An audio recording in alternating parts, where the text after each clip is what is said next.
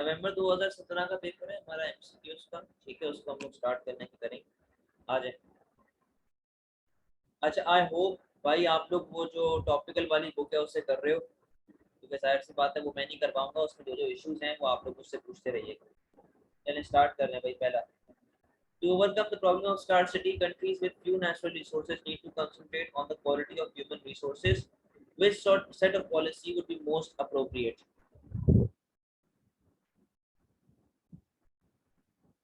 Which set of policy would be most appropriate? Natural resources policy। देखिए, scarcity का मतलब क्या होता है कि अनलिमिटेड बॉन्ड्स है लेकिन रिसोर्सेज लिमिटेड है, पैसा अपने पास है या नहीं है, मतलब रिसोर्सेज नहीं है, सामान बनाने के लिए रॉ मटेरियल वगैरह हमारे पास अवेलेबल नहीं है। तो अगर तो मुझे नेशनल पॉलिसी की तरफ जाना चाहिए तो यार जाहिर सी बात है मैं उनको बढ़ाऊंगा तभी तो मेरी रिसोर्सेज बढ़ेंगी ना। तो मुझे न्यू रिन्यूएबल एनर्जी सप्लाईज चाहिए होंगी जिससे मेरी स्कार्सिटी की प्रॉब्लम खत्म हो जाए। और ह्यूमन की स्कार्सिटी किस तरह खत्म होती है? ह्यूमन की स्कार्सिटी खत्म होती है ट्रेनिंग से, एजुकेशन से। पढ़ा लिखा होगा तभी वो एक से ज्यादा काम कर पाएगा, वरना वो काम ही नहीं कोई कर पाएगा। इसका आंसर हमारे पास ए बन जाए। ठीक है, ये जो नवंबर 2017 का पेपर है भाई, नवंबर 2017 अपने पास खोल ले, paper 1 variant 2। A government decides to subsidize farms producing milk in its country. Which question about this decision is a normative question rather than a positive question? बेटा, नॉर्मेटिव का मतलब होता है ओपिनियन, पॉजिटिव का मतलब होता है कि जो रियलिटी में हमारे पास हो रहा है, कि भाई ये नॉर्मेटिव होती है कि ये चीज होनी चाहिए या ये हमारा मशवरा है, इस तरह होना चाहिए। अब देखिए हम लोग मशवरा किसके अंदर दे रहे हैं? How much will milk production increase. बेटा इसको तो हम लोग मेजर कर सकते हैं ना, पहले मैं 100 किलो बना रहा था, अब मैं 200 किलो बना रहा हूँ, मेजर कर सकता हूँ। नॉर्मेटिव को हम लोग मेजर नहीं कर सकते, तो ये तो नहीं होगा। How will employment in milk industry change. बेटा ये तो हमारे पास सीधी सीधी सी बात आ रही ना, पॉजिटिव स्टेटमेंट है। किस तरीके से चेंज होगी भाई? मैं ये काम कर दूं, मैं वो काम कर दूं, मैं ये मशीन लाऊं, मैं इतनी पैसे ले आऊं। How will milk price change. नजर आ जाता है साफ साफ भाई कि आपके पास शॉर्टेज है या सरप्लस है या क्या मामला चल रहे हैं, तो प्राइस हिसाब से चेंज होती है। How should essential product such as milk be produced. होता है कि which question about this decision is a normative statement. अब इसके अंदर हम लोग बोलते हैं मिल्क किस किस तरह प्रोड्यूस किया जाता है, हम लोग मशवरे देते हैं कि यार ये ले आओ, मशीनें ले आओ, भैंसे ले आओ, बकरियां ले आओ, इनका दूध निकालो, उसका दूध निकालो। इसके अंदर मैं मशवरे दे रहा हूँ, रिकमेंडेशन दे रहा हूँ। ठीक है, तभी इसका answer. Economy X uses its resources in the labor-intensive production of wheat and wooden furniture, as shown in the production possibility curve of FW. ठीक है जी। With the help of new strain of wheat seeds, X increased yield and shifted to a new production possibility curve. Which diagram depicts the change? बोलता है ये आपका PPC था, ठीक है, यहाँ पे आपके पास फर्नीचर आ गया, यहाँ पे आपके पास वीट आ गया। वो ये बोलता है कि यार वीट के जो बीज है ना वो अच्छे आने शुरू हो गए, तो वीट की पोटेंशियल बढ़ गया, वीट का प्रोडक्शन बढ़ गया, लेकिन उससे फर्नीचर में तो कोई इफेक्ट नहीं आएगा ना। तो फर्नीचर मेरा अपनी जगह पे रहेगा, सिर्फ क्या बढ़ रहा होगा? वीट बढ़ रहा होगा। और ये कहाँ पे हो रहा है? ये इधर होगा। ठीक है, सी हमारा आंसर है। फोर पे आओ। What is the most likely to severely affect the ability of money to act as a medium of exchange? बोलता है कि सबसे ज्यादा मीडियम ऑफ एक्सचेंज में हमारे पास पैसा होता है उसको कौन चमाट मारेगा? ए बोलता है the devaluation of a country rate of exchange rate in foreign currency. हम तो बेटा मुल्क के अंदर की बात कर रहे हैं ना, मीडियम ऑफ एक्सचेंज की बात कर रहे हैं, पैसे की लेन देन की बात कर रहे हैं। इंक्रीज इन मनी सप्लाई से भी कोई इफेक्ट नहीं आता। बेटा इन्फ्लेशन बढ़ती है तो पैसे की औकात गिर जाती है। जब पैसे की वैल्यू गिरेगी रियल टर्म्स के अंदर, तो हम लोग पहले के मुकाबले में कम सामान खरीद पाएंगे। तो हाई रेट ऑफ इन्फ्लेशन हमारे पास सबसे ज्यादा अफेक्ट करती है। ये सारी चीजें अफेक्ट करती हैं, लेकिन सबसे ज्यादा कौन अफेक्ट करेगा? Very high rate of inflation. यार एक सेकंड यार, आपको स्क्रीन शेयर हो रही है कि नहीं भाई?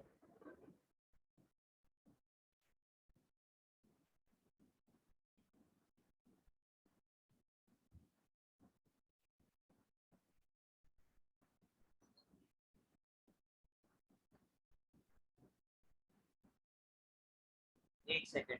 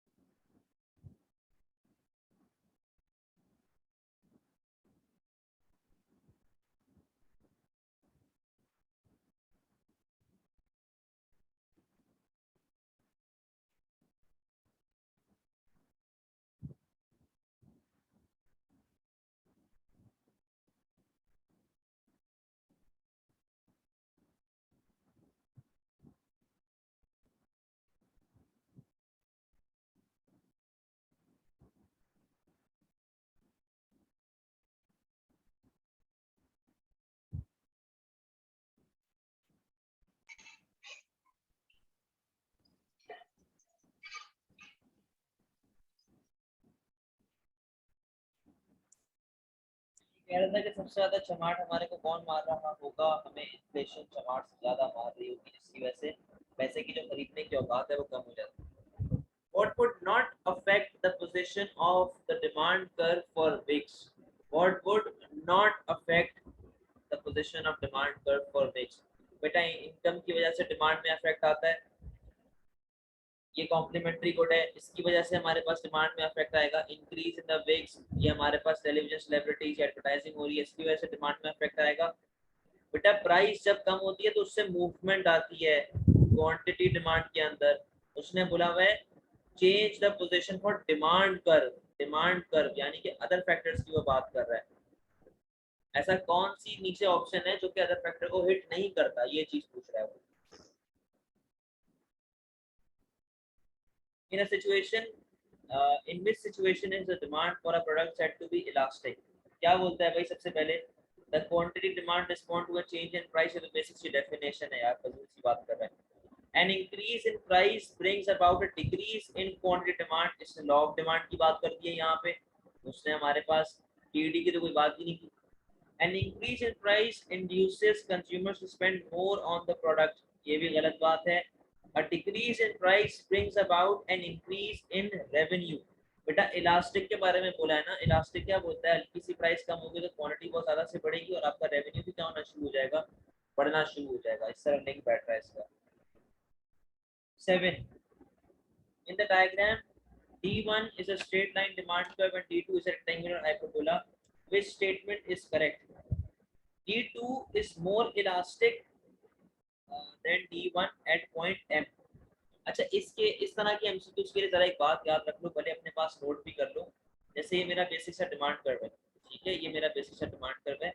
हमेशा याद रखना ऊपर आपके पास ये पोर्शन इलास्टिक होता है, ये वाला यूनिटरी इलास्टिक होता है और ये वाला जो होता है ये इन इलास्टिक होता है। ये ऐसा क्यों होता है ये मैं आप लोगों को A2 में बताऊंगा, ठीक है। A2 के अंदर अभी ये वाला पोर्शन आपके पास ग्रेटर देन 1 यानी कि इलास्टिक, यूनिटरी इलास्टिक और less than 1 in elastic. Copy कर ले भले अपने पास, इसको याद कर लो, ठीक है।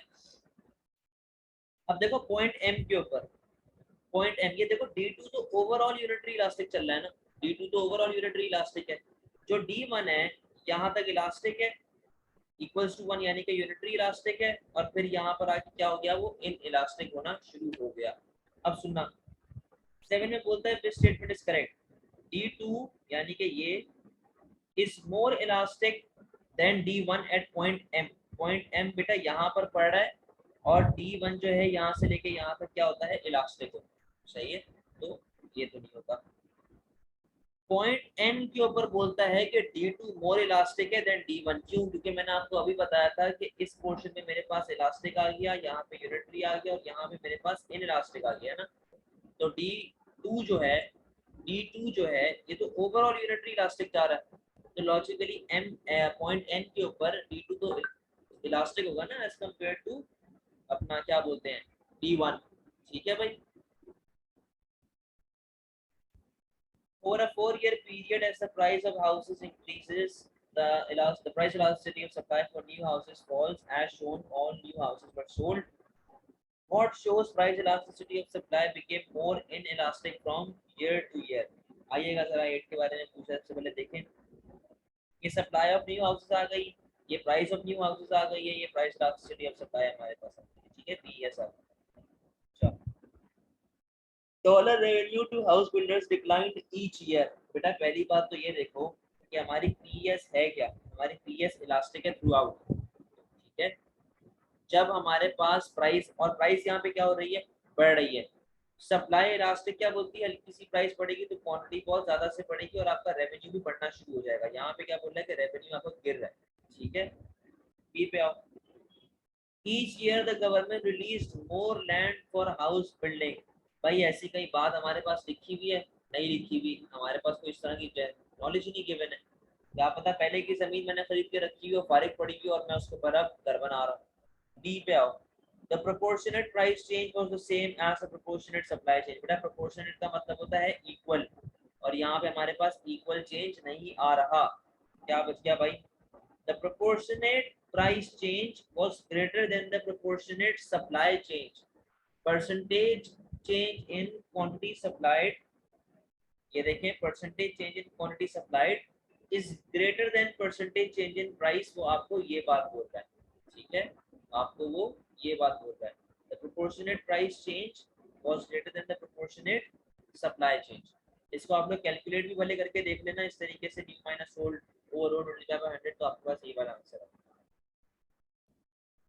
9 पे आए, price of gold silver and copper fail considerably in 2011 and in 2015 the fall in 2011 was said to be because miners increased production. The fall in 2011 was said to be because the miners increased production. The fall in 2015 was because demand especially from China decreased. ठीक है भाई, assuming that the equilibrium before 2011 was x, बोला पहला equilibrium आपके पास ये है, how would these movement in 2011 and subsequently 2015 be shown on the demand and supply curve? Initial equilibrium तो x है भाई, ठीक है। 2011 का इक्विलिब्रियम देखो हमारे पास क्या है, 2011 में वो बोलता है कि भाई हमारे पास वर्कर की माइनर्स की सब वो बढ़ गई है, प्रोडक्शन बढ़ गई है हमारा। अच्छा इसको ऐसे मार्क कर लेना, ये आपके पास डी आ गया, ये आपके पास एस आ गया, सही है, मार्क कर लिया इसको, ये आपका इनिशियल इक्विलिब्रियम चल रहा है। अब देखो 2011 के अंदर आपकी सप्लाई क्या हो रही है, बढ़ रही है, क्यों, क्योंकि आपकी प्रोडक्शन बढ़ रही है, ऐसा ही है। तो अब मैं सप्लाई मेरा एस से एस बन जाएगा, और क्योंकि डिमांड तो मेरी यही फॉलो हो रही है, तो वो ऐसे नीचे की तरफ यहाँ पे नया इक्विलिब्रियम बना रहा होगा। यानी कि शुरुआत वाला हमारा इक्विलिब्रियम कहाँ पे आ गया है, हमारा जो, एक सेकेंड, ओ सॉरी सॉरी सॉरी सॉरी, हमारी इनिशियल डिमांड ये है, देखो ना, इनिशियल डिमांड और सप्लाई यहाँ पे इक्विलिब्रियम बना रहे हैं ना। अच्छा, अब वो हमारे पास जब राइट पर शिफ्ट मारेगा तो हमारे पास नया इक्विलिब्रियम कहाँ पे आ जाएगा भाई, इधर आ जाएगा, ठीक है। क्यों, हमारे पास 2011 का इक्विलिब्रियम आ गया। अच्छा, और 2015 के अंदर वो क्या बोल रहा है, 2015 के अंदर वो बोल रहा है कि यार हमारे पास जो डिमांड है वो गिर गई है, और बेटा हमेशा याद रखना मेरे पास सप्लाई तो एक बार बढ़ चुकी है ना, आगे की तरफ सप्लाई मेरी आ चुकी है, तो अब मेरा नया सप्लाई कर्व ही चल रहा होगा जिसमें मैं नया इक्विलिब्रियम बनाऊंगा। अब मेरी डिमांड गिर गई है, तो डिमांड ऐसे पीछे की तरफ आएगी, मैं क्यू से कहाँ पे आ जाऊंगा, आर के ऊपर आ जाऊंगा, तो मेरा आंसर जो है वो ए बन जाएगा, ठीक है भाई।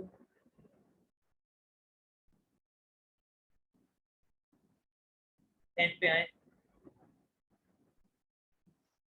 consumer X is the largest of 5 consumers and buys 50% of sales.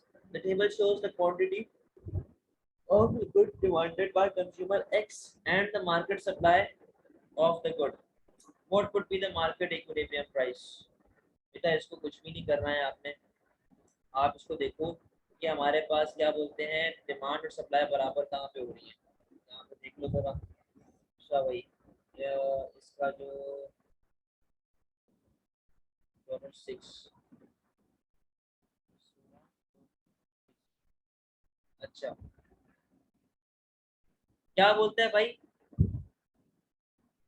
50% हम लोग खरीदते हैं, जो शुरू के 5 कंज्यूमर्स हैं, क्या बोलते हैं, consumer X is the largest of 5 consumers by 50% of sales, यानी कि 50% एक्स जो वो है कंज्यूमर एक्स खरीदता है, और बाकी का 50% जो है ना वो आवाम खरीदती है।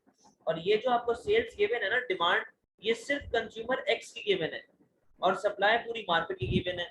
तो जब बेटा मुझे मार्केट की निकालनी पड़ेगी और 50% जो है वो मिस्टर एक्स खरीद रहा है, तो मुझे इसको मल्टीप्लाई बाय 2 भी तो करना पड़ेगा ना सबको, ताकि मेरे पास मार्केट डिमांड आ जाए। देखें भाई क्या आ गई, 40, 32, 24 और 20, कहाँ पर बराबर हो रहे हैं दोनों, यहाँ पे, इसका आंसर क्या हो जाएगा, बी हो जाएगा। इन सब के अंदर बेटा कोई भी मसला आपको अब तक, कोई परेशानी, कुछ पूछना है जल्दी बताओ, वरना मैं फिर आगे बढ़ जाऊँ।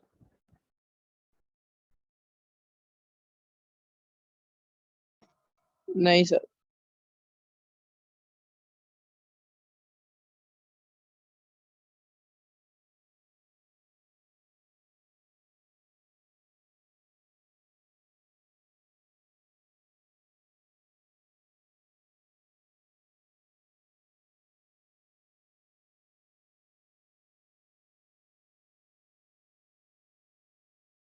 11 पे आ जाए,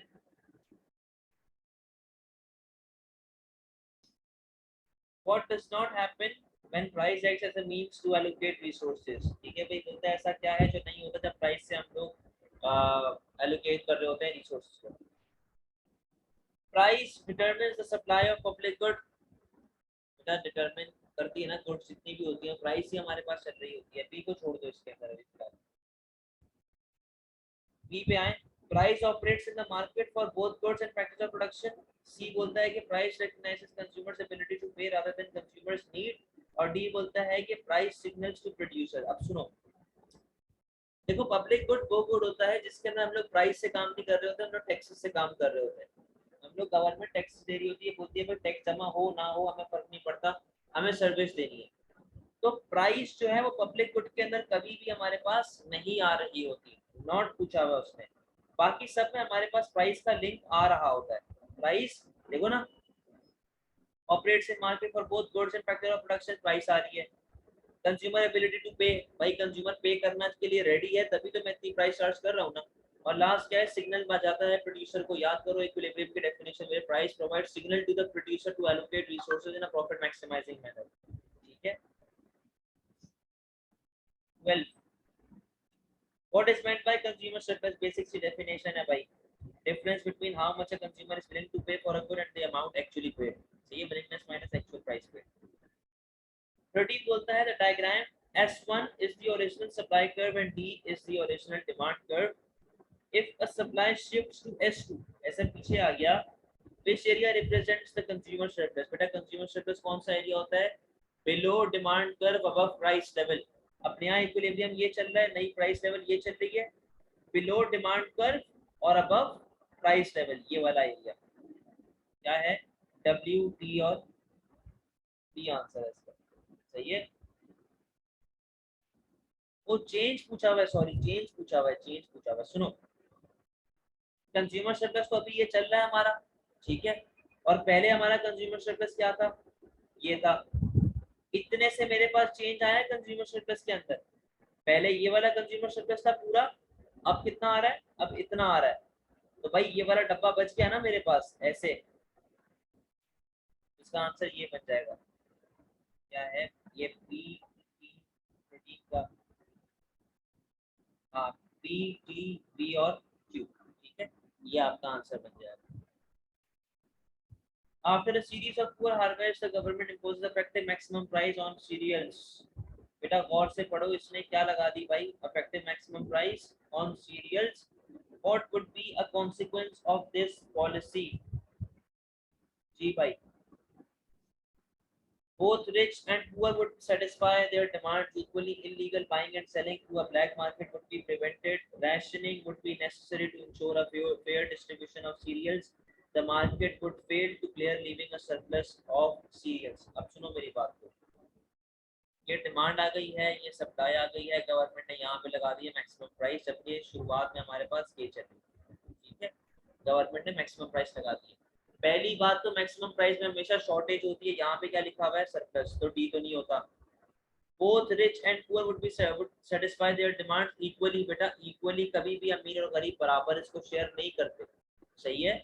अब illegal buying and selling through black market would be prevented। बेटा प्रिवेंट नहीं होता, इसके अंदर ब्लैक मार्केट हो रहा होता है। मैक्सिमम प्राइस में ब्लैक मार्केटिंग होती है, पूरा कॉन्सेप्ट बताया हुआ है आप लोगों को।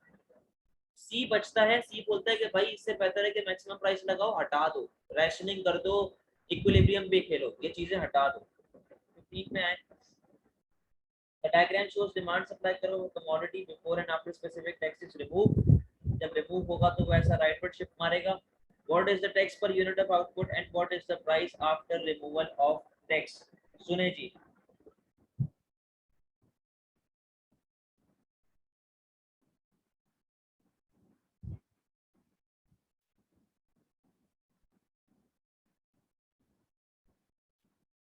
इधर आओ बेटा, मैंने आपसे कहा था ये मेरी सप्लाई है, जब गवर्नमेंट इनडायरेक्ट टैक्सेस लगाती है तो वो ऐसा पीछे की तरफ आता है, ऐसे S1। अब मैं इसको कहीं से भी मेजर कर लूं, हर तरफ से मेरी वैल्यू जो है टैक्स की सेम आएगी।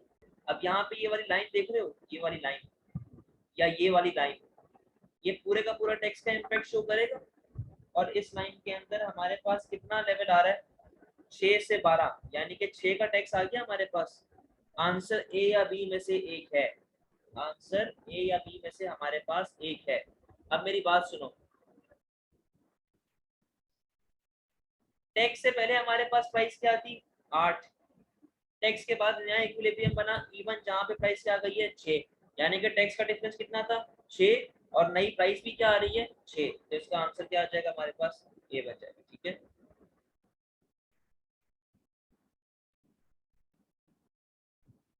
16 पे आओ।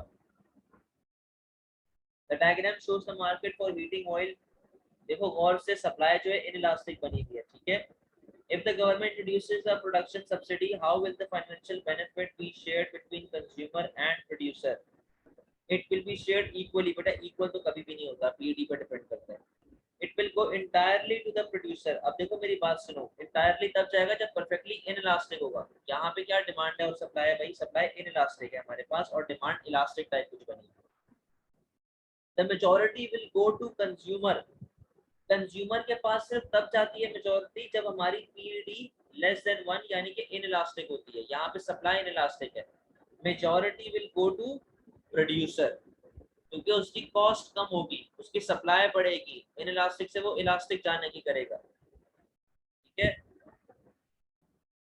17 पे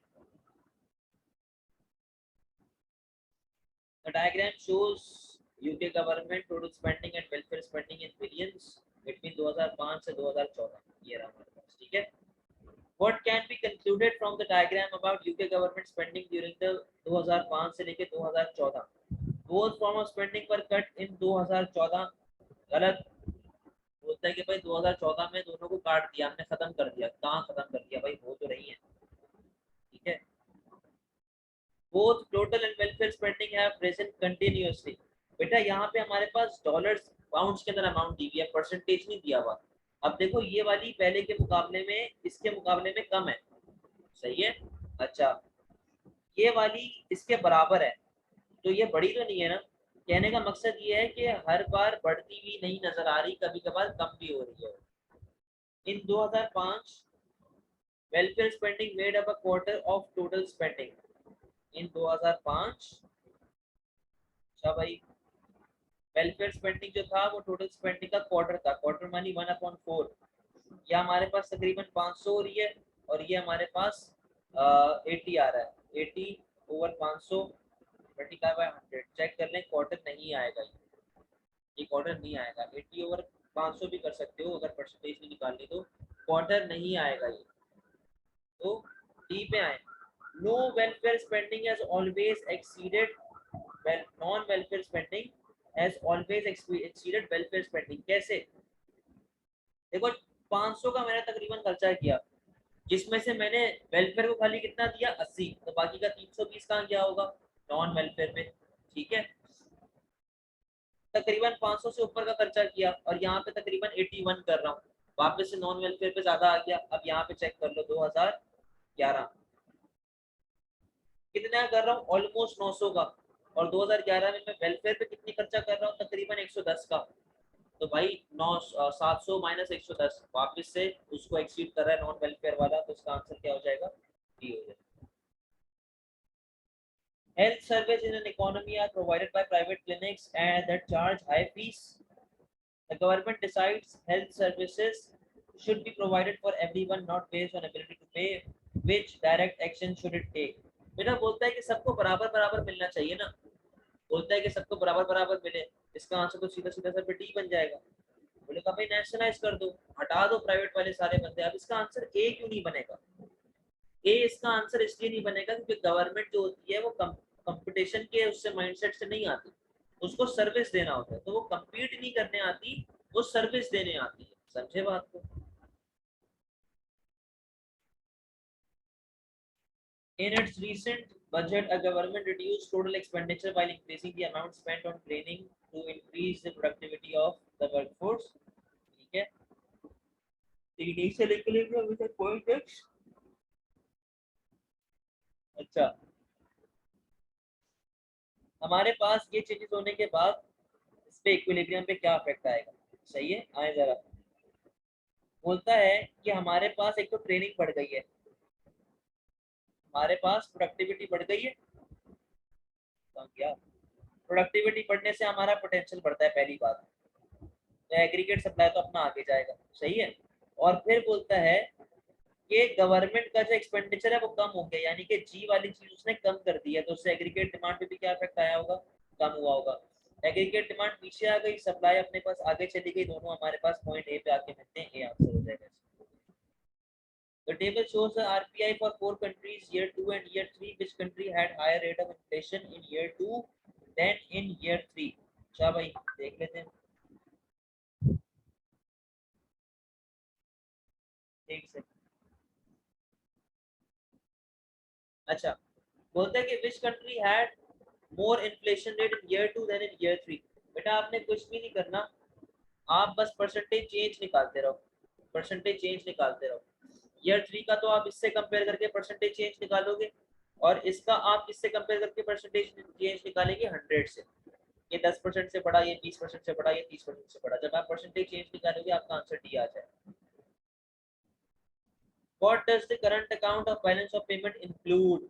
करंट अकाउंट के अंदर चार चीजें आती हैं, trade in goods, trade in services, net income, net transfer. अच्छा, government reserve, foreign aid, government reserve यहाँ पे नहीं आते, गवर्नमेंट रेवेन्यू, गवर्नमेंट स्पेंडिंग यहाँ पर नहीं आती, ठीक है। इंपोर्ट और एक्सपोर्ट आते हैं, इसका आंसर सी है। इनफ्लो और outflow of trade and capital, बेटा कैपिटल का एक अलग से अकाउंट बनता है, करंट अकाउंट में नहीं आता है। Assume the Chinese monetary authorities are committed to maintaining the exchange rate of China's currency, the yuan, against US dollar between P1 and P2. सही है, मैंने स्प्लिटिंग कर रहा है। What might they do if supply changed from S1 से S2? तो बेटा उसको यहाँ पे आना पड़ेगा ना, उसको अपनी डिमांड फॉर करेंसी बढ़ानी पड़ेगी। और डिमांड फॉर करेंसी किस तरीके से होगा भाई? अब सबसे पहले लोअर इंटरेस्ट रेट से डिमांड गिर जाएगी, टैरिफ से और इंपोर्ट्स बढ़ेंगी, उससे और सप्लाई बढ़ जाएगी। Sell yuan to foreign exchange rate, ठीक है। अच्छा अभी इधर आओ, introduce controls on Chinese investment overseas. बेटा हम लोग जब इन्वेस्टमेंट ओवरसीज कर रहे हैं तभी तो हमारी सप्लाई ऑफ युआन बढ़ रही है ना, तो हम लोग उनको जब रोक देंगे तो सप्लाई भी नहीं बढ़ेगी युआन, तो हमारी सप्लाई वापस से ऐसे पीछे की तरफ आना शुरू हो जाएगी, और मैं उस रेंज के तरह दूंगा। In the UK in July 2014, pound to US dollar was 1.71. By the end of August, pound to US dollar was 1.65, यानी कि डॉलर एप्रिशिएट हो गया है, ठीक है। पाउंड क्या हो गया है? एप्रिशिएट हो गया। An increase in UK export ना, an increase in UK interest rate, तो भाई इंटरेस्ट रेट बढ़ेगा तो उससे डिमांड फॉर यूके करेंसी बढ़ेगी, तो उसकी करेंसी एप्रिशिएट होनी चाहिए ना।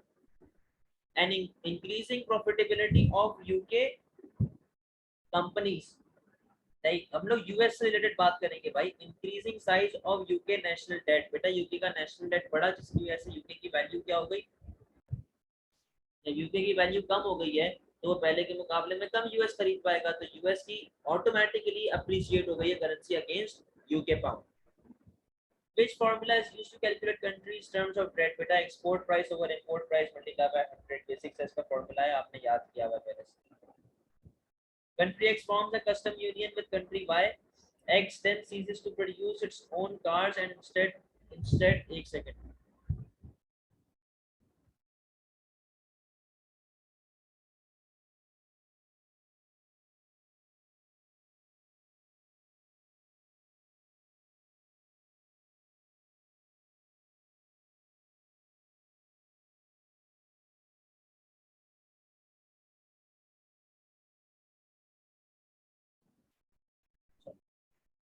X then ceases to produce its own cars and instead import cars from Y. Country Y diverts some of its car exports to X from country Z. How is this likely to affect car price in country X and country Z? सुने बेटा, custom union जो होता है ना, custom union बोलता है कि जैसे यूरोपियन यूनियन नहीं होता वैसा, कि भाई दो तीन कंट्रीज हैं आपस में ट्रेडिंग करेंगी without any tariff, without any quota, without any protectionism, सही है। बोलता है कि एक्स ने गाड़ियां बनानी छोड़ दी, एक्स ने गाड़ियां बनानी छोड़ दी है, और वो वाई से इंपोर्ट कर रहा है। कंट्री वाई ने कुछ चीजें अपनी रिसोर्सेज एक्सपोर्ट कर रही है कंट्री एक्स को, लेकिन वो कंट्री जेड से लेकर कंट्री एक्स को एक्सपोर्ट कर रही है। How is this likely to affect car price in country X and country Z? अब मेरी बात सुने, कार प्राइस पे क्या इफेक्ट आएगा, मैं यहाँ पे कंट्री जेड का बना रहा हूँ, ये डिमांड आ गई, ये सप्लाई आ गई। बेटा जब मैं कंट्री जेड से खरीदूंगा तो उसकी डिमांड बढ़ाऊंगा, उसकी डिमांड जब बढ़ेगी तो ऑटोमेटिकली प्राइस क्या हो जाएगी, बढ़ गई है। तो आंसर इंक्रीज हो रहा है कंट्री जेड का, बी या डी में से कोई आंसर है, ठीक है। अब कंट्री एक्स ने बनाना ही छोड़ दिया, कंट्री एक्स ने अपनी कार को बनाना ही छोड़ दिया और इंपोर्ट्स करवा रही है फ्रॉम कंट्री वाई, ठीक है। अब सुनिएगा जरा, जब कंट्री एक्स ने बनाना ही छोड़ दिया तो कंट्री एक्स की वजह से तो सप्लाई खत्म हो गई। जब सप्लाई मेरे पास कम हो जाएगी, सप्लाई पहले के मुकाबले में बहुत कम हो जाएगी, तो उसकी वजह से, सॉरी, खत्म कर दिया उसने, तो भाई लोग जब बनाएंगे नहीं तो हमारे पास इक्विलिब्रियम ही नहीं बनेगा, अपने पास प्राइस का भी कोई सच कॉन्सेप्ट नहीं आ रहा होगा, तो प्राइस हमारी ऑटोमेटिकली गिरना शुरू हो जाएगी, क्योंकि लोगों को फायदा ही नहीं हो रहा था, उसके अंदर डिमांड ही नहीं, सही है, तो प्राइस जो है वो गिरना शुरू हो जाएगी। आंसर आपका भी। The table shows the ability of two countries to produce two commodities when they